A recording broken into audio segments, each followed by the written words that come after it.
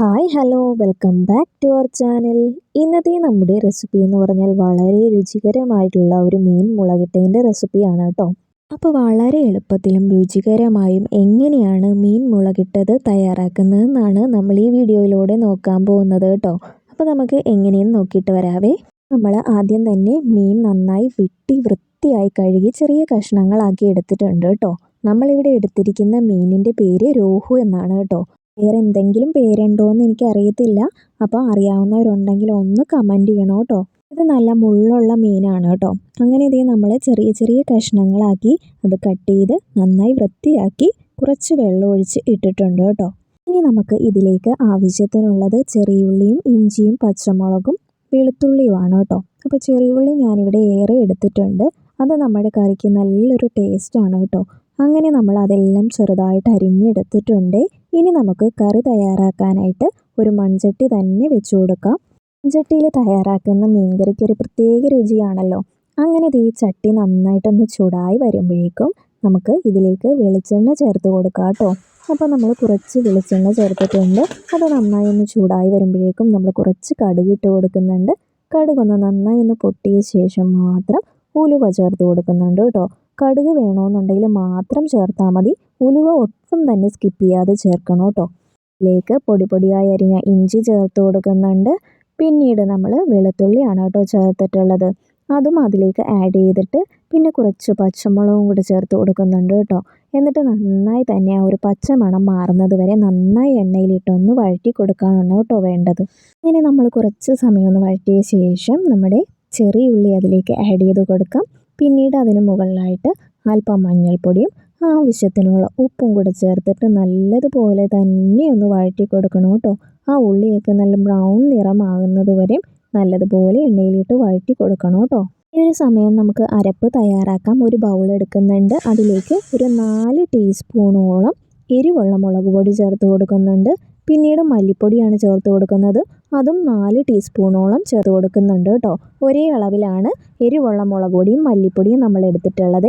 പിന്നീട് 1 ടീസ്പൂണോളം എരിമുളക് പൊടിയാണ് കേട്ടോ ആഡ് ചെയ്തിട്ടുള്ളത്. പിന്നെ 1/2 ടീസ്പൂണോളം കുരുമുളക് പൊടിയും മാത്രം മഞ്ഞൾപ്പൊടിയും ആവശ്യത്തിന് വെള്ളം ഒഴിച്ച് ആ ഒരു മസാലയൊന്ന് നന്നായിട്ട് കുഴച്ചെടുക്കുകയാണ് കേട്ടോ വേണ്ടത്. അങ്ങനെ അത് നന്നായിട്ട് മിക്സ് ചെയ്ത് നമുക്ക് കുറച്ച് സമയം ഒന്ന് മാറ്റി വെക്കാം കേട്ടോ. നമ്മുടെ ആ ഒരു ഉള്ളിയൊക്കെ നല്ലതുപോലെ വഴണ്ടി കിട്ടിക്കഴിയുമ്പോഴാണ് നമ്മളിത് ചേർത്ത് കൊടുക്കുന്നത്.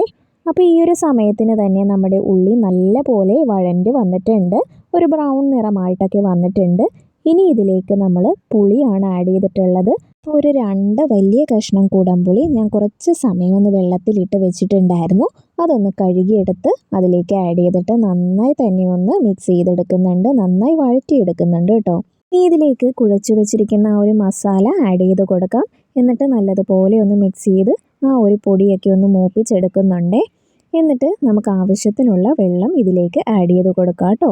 ഞാനിവിടെ വെള്ളം ആഡ് ചെയ്ത് കൊടുത്തിട്ടുള്ളത് നമ്മൾ എടുത്തിരിക്കുന്ന മീന് മുങ്ങാൻ പരുവത്തിനുള്ള വെള്ളമാണ് കേട്ടോ നമുക്ക് വേണ്ടത്. അങ്ങനെ നമ്മൾ ആവശ്യത്തിനുള്ള വെള്ളം ഒഴിച്ചു കൊടുക്കുന്നുണ്ട്. എന്നിട്ട് നല്ലതുപോലെ ഒന്ന് മിക്സ് ചെയ്ത് ഇനി ഇത് നന്നായി ഒന്ന് തിളച്ച് വരണം കേട്ടോ. ഈ ഒരു സമയം തന്നെ നമ്മൾ ഇതിലേക്ക് ആവശ്യത്തിനുള്ള ഉപ്പും കൂടി ഇട്ട് കൊടുക്കുന്നുണ്ട്. എന്നിട്ട് നല്ലതുപോലെ മിക്സ് ചെയ്ത് കുറച്ച് സമയം ഒന്ന് തിളയ്ക്കുന്നതിനായിട്ട് മാറ്റി വയ്ക്കുന്നുണ്ട് കേട്ടോ. ഹൈ ഫ്ലെയിമിൽ തന്നെ വെച്ച് കൊടുക്കാവേ. ചെറുതായിട്ടൊക്കെ ഒന്ന് തിള വരുന്നുണ്ട്. ഈ ഒരു സമയത്ത് തന്നെ നമ്മൾ മീൻ ചേർത്ത് കൊടുക്കുന്നുണ്ട് കേട്ടോ. ഇത് നല്ല കട്ടിയുള്ള മീനായതുകൊണ്ടാണ് നമ്മൾ ഇത് ചേർത്ത് കൊടുക്കുന്നത്. അപ്പോൾ ദശക്കട്ടി ഇല്ലാത്ത മീനാണെങ്കിൽ തിളച്ച് കഴിഞ്ഞ ശേഷം മാത്രം ചേർത്ത് കൊടുത്താൽ മതി കേട്ടോ. ഞാനത് ഈ മീൻ മുഴുവനായിട്ടും അതിലേക്ക് ഇട്ട ശേഷം ചെറുതായിട്ടൊന്ന് അടി കൂട്ടി ഒന്ന് മിക്സ് ചെയ്യുന്നുണ്ട് കേട്ടോ. ചെറുതായിട്ട് മാത്രം. എന്നിട്ട് കുറച്ച് സമയം ഒന്ന് മൂടി വെച്ച് കൊടുക്കാം. എന്നിട്ട് ആദ്യം തന്നെ നമ്മൾ ഹൈ ഫ്ലെയിമിലിട്ട് കൊടുത്ത് നന്നായി ഒന്ന് തിളപ്പിച്ച ശേഷം ലോ ഫ്ലെയിമിലിട്ട് തന്നെ കുക്ക് ചെയ്തെടുക്കേണ്ടതാണ് കേട്ടോ. പിന്നെ ഒരു 10-15 മിനിറ്റോളം നമ്മളിതൊന്ന് കുക്ക് ചെയ്തെടുക്കുന്നുണ്ട്. അപ്പോൾ നല്ലതുപോലെ എണ്ണയൊക്കെ തെളിഞ്ഞ് വരും കേട്ടോ. ഇതിന് മുകളിലായിട്ട് നമുക്ക് കുറച്ച് കറിവേപ്പിലയും കൂടെ തൂക്കി കൊടുത്തു കഴിഞ്ഞാൽ നല്ല അടിപൊളിയായിട്ടുള്ള മീൻ മുളകിട്ടത് ഇവിടെ റെഡി ആയിട്ടുണ്ട്.